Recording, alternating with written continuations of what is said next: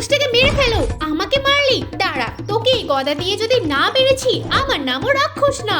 আরে ওকে মেরে ফেললো।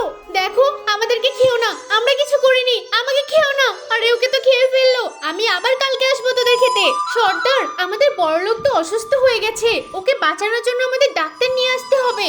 সেই রাস্তায় কখন থেকে হাঁটছি, একটাও অটো পেলাম না। আমার তো অটোর দরকার। ডাক্তার বাবু, ডাক্তার বাবু।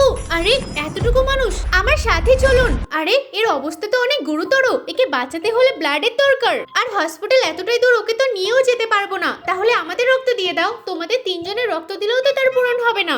এই তাড়াতাড়ি ডাক্তারের উপর তীর মার, রক্ত তো আমরাই বের করে নেব। আউ, এখন একদম ঠিক আছে।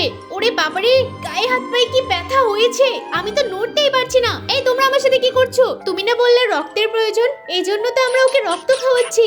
কি, এভাবে কেউ রক্ত খাওয়ায়? রক্ত তো শরীরে দিতে হয়, আমাকে বাঁচা রে।